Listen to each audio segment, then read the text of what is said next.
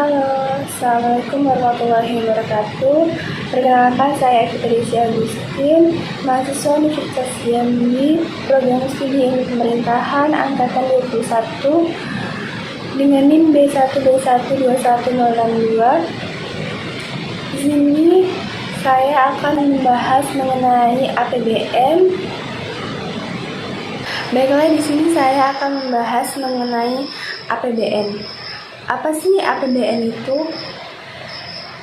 APBN merupakan kependekan dari Anggaran Pengeluaran Belanja Negara yang merupakan rencana keuangan tahunan pemerintahan negara Indonesia yang disetujui oleh Dewan Perwakilan Rakyat, yang berisi daftar sistematis dan terperinci yang memuat rencana penerimaan dan pengeluaran negara dalam satu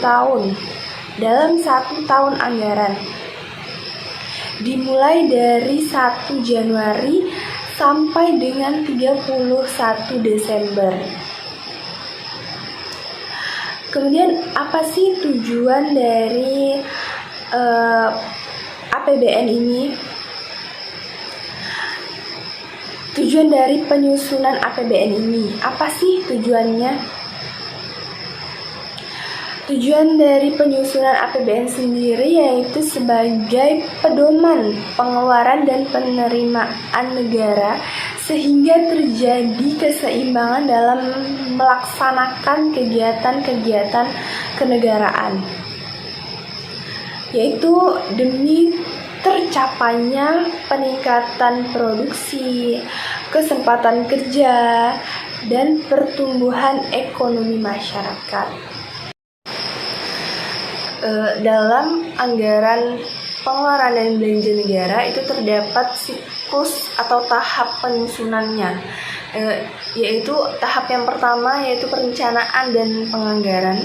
Tahap yang kedua adalah pembahasan anggaran pengeluaran belanja negara. Yang ketiga ada penetapan anggaran pengeluaran belanja negara. Yang keempat ada pelaksanaan anggaran pengeluaran belanja negara. Yang kelima ada pelaporan dan pencatatan anggaran pengeluaran belanja negara. Yang keenam ada pemeriksaan dan pertanggungjawaban. Siklus yang pertama yaitu perencanaan dan penganggaran.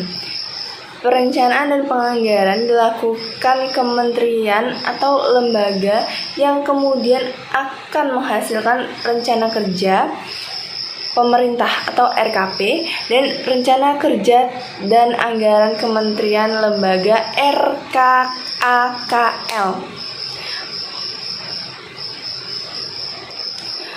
Pada periode Januari sampai Juli itu merupakan tahap penyiapan konsep pokok-pokok kebijakan fiskal dan ekonomi makro. Asumsi dasar ekonomi makro tersebut nantinya akan digunakan dalam atau sebagai acuan penyusunan kapasitas fiskal oleh pemerintah. Kemudian adapun penyusunan rencana kerja itu mengacu kepada Peraturan Pemerintah Nomor 20 Tahun 2004 tentang Rencana Kerja Pemerintah dan Peraturan Pemerintah Nomor 21 Tahun 2004 tentang RKAKL. Kemudian yang kedua yaitu pembahasan APBN. Pembahasan APBN ini pada periode Agustus sampai Oktober dilakukan kegiatan pembahasan antara kementerian atau lembaga selaku CFO dan Menteri Perencanaan. Kemudian dihasilkan rancangan undang-undang anggaran pengeluaran belanja negara dan nota keuangan yang selanjutnya dilakukan pembahasan RUU APBN antara pemerintah dan DPR dengan mempertimbangkan masukan dari DPD. Pembahasan RUU PBN antara pemerintah dan DPR diawali dengan pidato Presiden menyampaikan RUU APBN tahun anggaran yang direncanakan beserta dengan nota keuangannya. Kemudian di dalam pembahasan ini DPR itu dapat mengajukan usul yang mengakibatkan perubahan jumlah penerimaan dan pengeluaran dalam rancangan undang-undang tentang anggaran pengeluaran belanja negara. Pengambilan keputusan oleh DPR mengenai RUU APBN dilakukan selambat-lambatnya 2 bulan sebelum tahun anggaran yang bersangkutan itu dilaksanakan. Dan apabila DPR tidak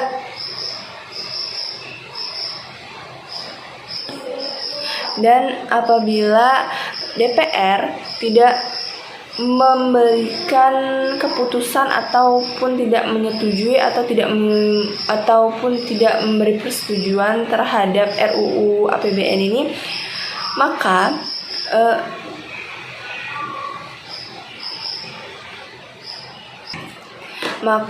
pemerintah dapat melakukan pengeluaran dana setinggi-tingginya sebesar angka APBN tahun anggaran sebelumnya atau sekurang-kurangnya dari anggaran sebelumnya.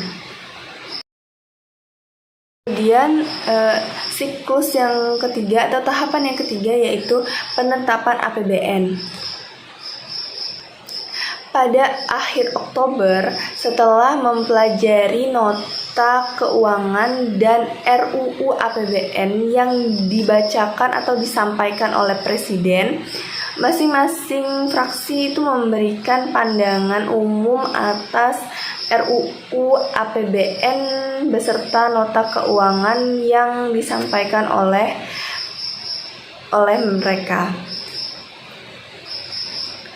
Yang kemudian pandangan umum fraksi-fraksi ini meliputi pendapat dan tanggapan masing-masing fraksi atas asumsi ekonomi makro, target pendapatan serta rencana kebijakannya, alokasi belanja termasuk belanja subsidi dan anggaran pendidikan serta pembiayaan rencana kebijakan. Pandangan umum ini disampaikan dalam rapat paripurna pada pekan keempat Agustus.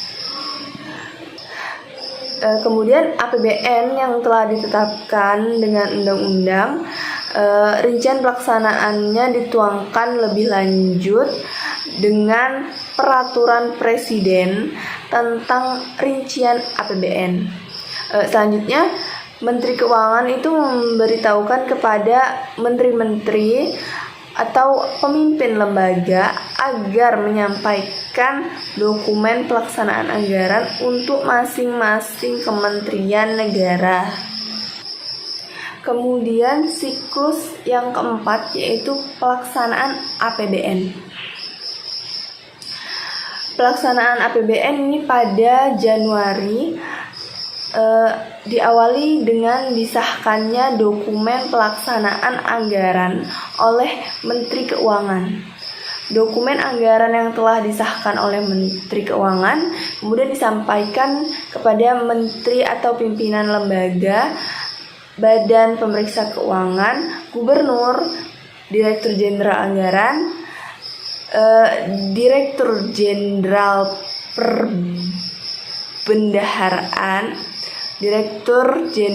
perbendaharaan, kepala kantor wilayah direktorat jenderal pembendaharaan, kepala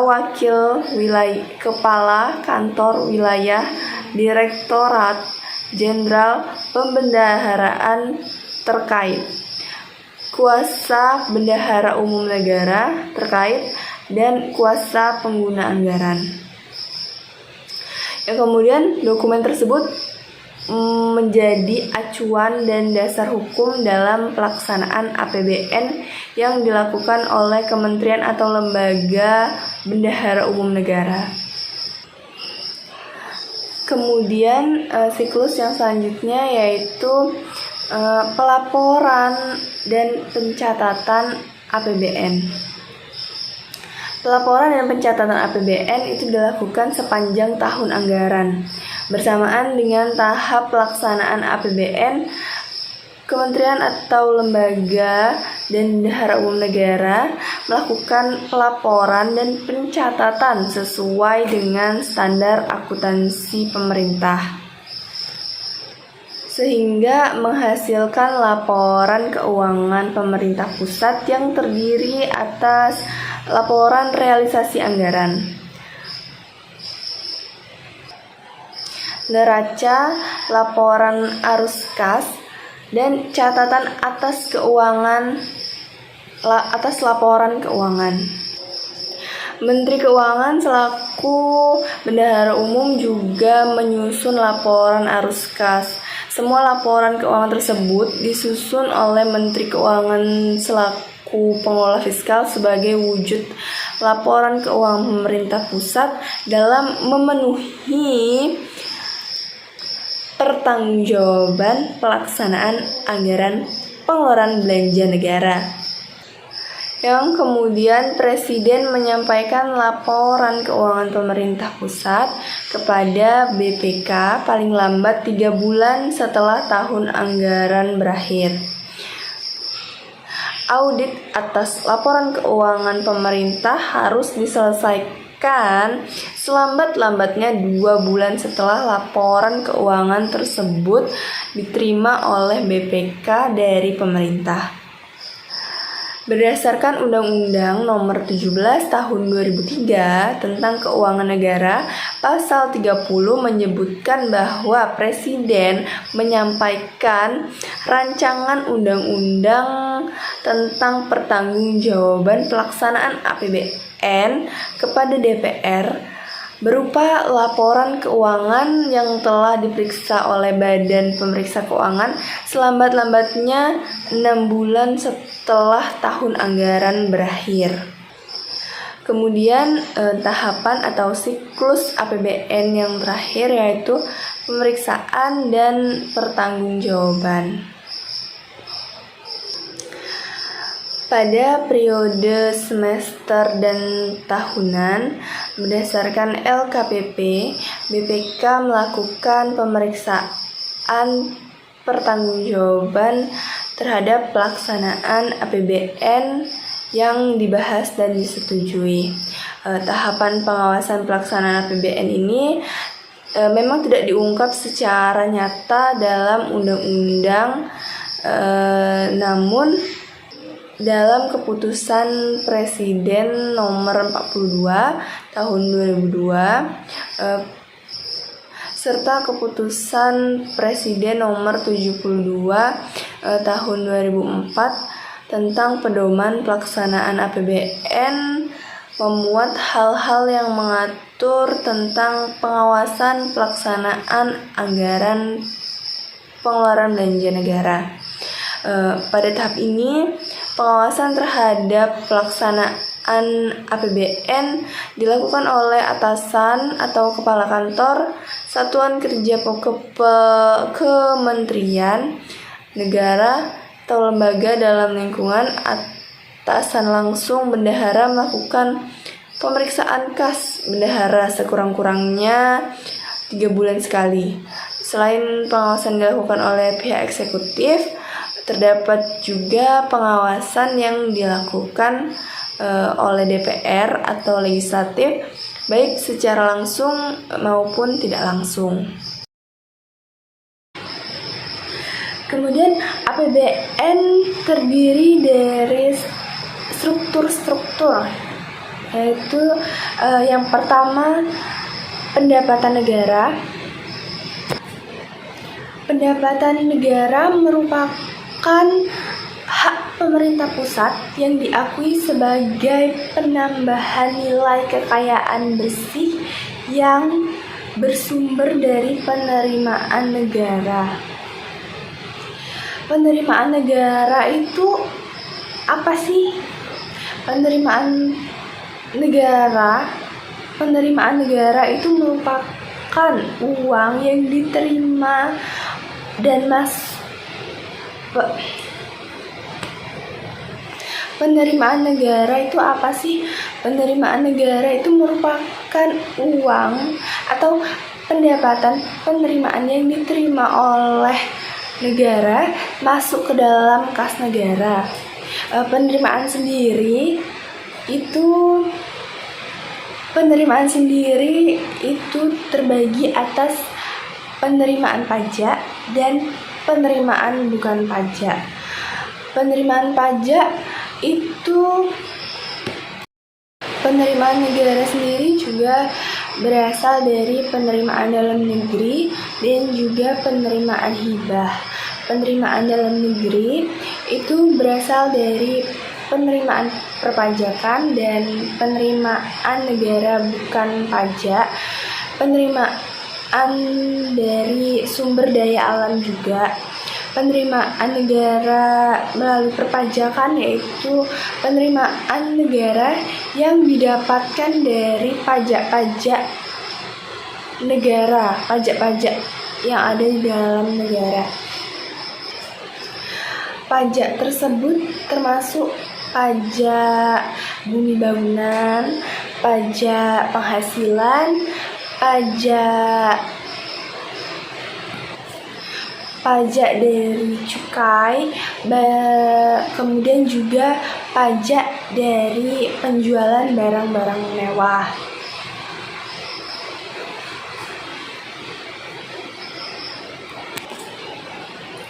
Kemudian penerimaan negara bukan pajak itu seperti penerimaan dari pemanfaatan sumber daya alam, meliputi juga penerimaan dari pemanfaatan kekayaan negara yang dipisahkan, kemudian juga kegiatan-kegiatan pelayanan yang dilaksanakan oleh pemerintah.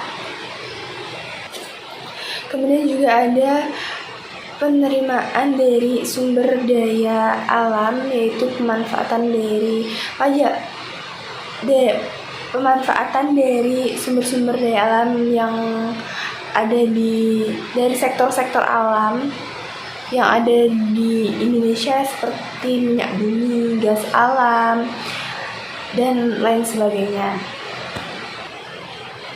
Kemudian yang kedua yaitu penerimaan hibah. Hibah itu merupakan salah satu unsur pendapatan negara selain dari penerimaan perpajakan dan penerimaan negara bukan pajak. Hibah dicatat sebagai penerimaan pemerintah pusat yang diperoleh dari pemberian hibah yang tidak perlu dikembalikan atau tidak perlu dibayar kembali.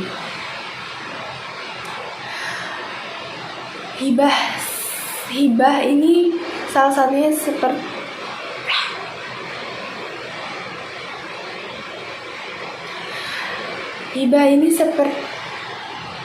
berasal dari pemerintahan negara asing, badan atau lembaga asing, badan atau lembaga internasional, badan atau lembaga dalam negeri atau hibah perorangan, baik dalam bentuk devisa, rupiah, maupun barang atau jasa, termasuk juga tenaga ahli dan pelatihan yang nggak perlu dibayar atau tidak perlu dibayar kembali atau tidak perlu dikembalikan. Kemudian struktur APBN yang kedua yaitu belanja negara. Belanja negara merupakan kewajiban pemerintah pusat yang diakui sebagai pengurangan kekayaan bersih yang dimiliki oleh kas negara. Belanja negara sendiri itu terdiri atas belanja pemerintah pusat dan transfer ke daerah dan dana desa. belanja pemerintah pusat, yaitu semua pengeluaran negara untuk membiayai tugas-tugas umum seperti pelayanan publik, gaji pegawai, kemudian juga ada peningkatan fasilitas umum kesehatan, dan ada transfer ke daerah dan desa, yaitu merupakan bagian dari belanja negara yang dialokasikan dalam APBN ke daerah dan desa dalam rangka mendanai pelaksanaan urusan yang diserahkan kepada daerah dan desa, meliputi urusan-urusan dalam pembangunan, pemajuan ekonomi masyarakat di daerah, memperbaiki infrastruktur, serta memperbaiki pendidikan atau. Kemudian struktur APBN yang selanjutnya yaitu keseimbangan primer. Keseimbangan primer itu merupakan selisih dari total pendapatan negara yang dikurangi belanja negara, namun di luar dari pembayaran bunga hutang. Jadi jika total pendapatan negara lebih besar dibandingkan belanja negara di luar dari pembayaran bunga hutang, maka keseimbangan primer akan menjadi positif atau akan terjadi surplus anggaran.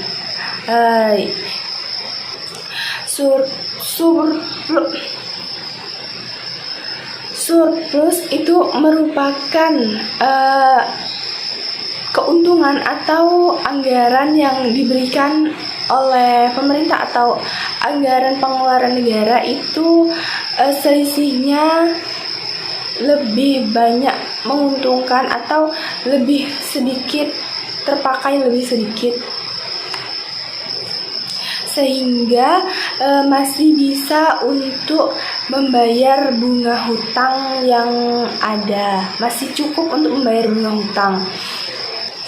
Namun apabila pendapatan negara itu lebih kecil dari pengeluaran negara, maka akan terjadi defisit anggaran, yang mana pengeluaran negara itu lebih besar dibandingkan dari pendapatan negara atau belanja negara itu lebih banyak ketimbang dari pendapatan yang diterima dan masuk ke dalam kas negara. Dan apabila terjadi defisit anggaran ini, maka tidak dapat membayar bunga hutang dan akan menjadi hutang yang baru. Atau defisit ini juga bisa terjadi akibat impor yang melebihi ekspor atau kewajiban yang melebihi aset. Defisit ini biasanya mengarah pada siklus ekonomi negatif atau pengeluaran belanja negara itu lebih besar ketimbang dari pendapatan penerimaan negara. Kemudian struktur APBN yang terakhir yaitu pembiayaan anggaran. Pembiayaan anggaran sendiri ada 3, yaitu pembiayaan hutang, pembiayaan investasi, dan yang ketiga adalah pembiayaan pinjaman. Pembiayaan anggaran pengeluaran dan belanja negara merupakan setiap penerimaan yang perlu dibayar kembali dan atau pengeluaran yang akan diterima kembali pada tahun anggaran yang bersangkutan atau tahun-tahun berikutnya. Kemudian pembiayaan hutang merupakan cara mendapatkan uang atau modal dalam menjalankan atau melakukan sesuatu dengan berhutang. Salah satu caranya yaitu dengan cara menerbitkan surat hutang atau obligasi. Obligasi sendiri yaitu merupakan surat hutang yang diterbitkan oleh entitas atau oleh pemerintah, perusahaan dalam jangka waktu tertentu. Pembiayaan investasi yaitu pembiayaan untuk pengadaan barang-barang modal beserta jasa yang diperlukan untuk aktivitas usaha atau investasi, rehabilitas, modernisasi, ekspansi atau relokasi usaha investasi yang diberikan kepada debitur dalam jangka waktu lebih dari 2 tahun. Kemudian pembiayaan pinjaman yaitu pembiayaan dengan menggunakan pinjaman pinjaman yang dilakukan negara dengan meminjam biaya untuk pelaksanaan program yang membutuhkan anggaran namun menyebabkan defisit anggaran, yaitu belanja atau pengeluaran negara lebih besar dibandingkan dengan penerimaan negara. Kemudian APBN juga memiliki unsur-unsur APBN itu mengacu pada pasal 23 ayat 1 Undang-Undang 1945. Unsur yang pertama yaitu APBN sebagai pengelola keuangan, dan yang kedua APBN ditetapkan setiap tahun dan berlaku 1 tahun. Yang ketiga APBN ditetapkan dengan undang-undang. Yang keempat, APBN dilaksanakan secara terbuka dan bertanggung jawab terhadap masyarakat. Yang kelima, APBN ditunjukkan untuk kemakmuran rakyat. Yang keenam, APBN bersumber dari rakyat sehingga harus dilakukan dengan atau dalam sebuah undang-undang. APBN sebagai pengelola keuangan yaitu APBN berperan dalam pengeluaran dan pemasukan dalam anggaran belanja negara sehingga terjadinya balance antara pengeluaran dan pemasukan atau penerimaan. APBN juga ditetapkan dalam 1 tahun dan ditetapkan dalam setiap tahun dan berlaku dalam masa 1 tahun, yang mana APBN ini disusun dari awal tahun kemudian berjalan sampai di akhir tahun. Kemudian APBN ini akan disusun kembali di tahun berikutnya dan terlaksana maka akan dilaksanakan di tahun berikutnya sesuai dengan kebijakan yang diambil dalam penganggaran di tahun berikutnya. APBN ini dilaksanakan secara terbuka dan bertanggung jawab. Terbukanya itu kepada masyarakat agar masyarakat ini tahu bagaimana atau apa saja pengeluaran negara sehingga negara atau pemerintah ini bisa bertanggung jawab secara merinci terhadap apa yang program apa yang sedang mereka jalankan, sehingga masyarakat ini tahu apa-apa saja atau kemana-kemana saja pengeluaran atau anggaran negara, uang negara itu. APBN ditunjukkan untuk kemakmuran rakyat. Untuk kemakmuran rakyat yaitu yang mana APBN sendiri itu bertujuan untuk meningkatkan pembangunan serta ekonomi masyarakat. Oleh karena itu, APBN ini harus menjalankan program-program untuk meningkatkan kemakmuran atau produktivitas masyarakat sehingga terbentuklah ekonomi yang lebih maju, lebih baik ke depannya. APBN bersumber dari rakyat dan harus dilakukan dalam sebuah undang-undang, yang mana APBN ini tujuannya untuk rakyat dan berasal juga dari rakyat. Maka dari itu dalam pelaksanaannya harus dilakukan dengan patokan atau acuan dari sebuah undang-undang. Kemudian juga APBN ini memiliki fungsi, yaitu apa sih fungsi APBN?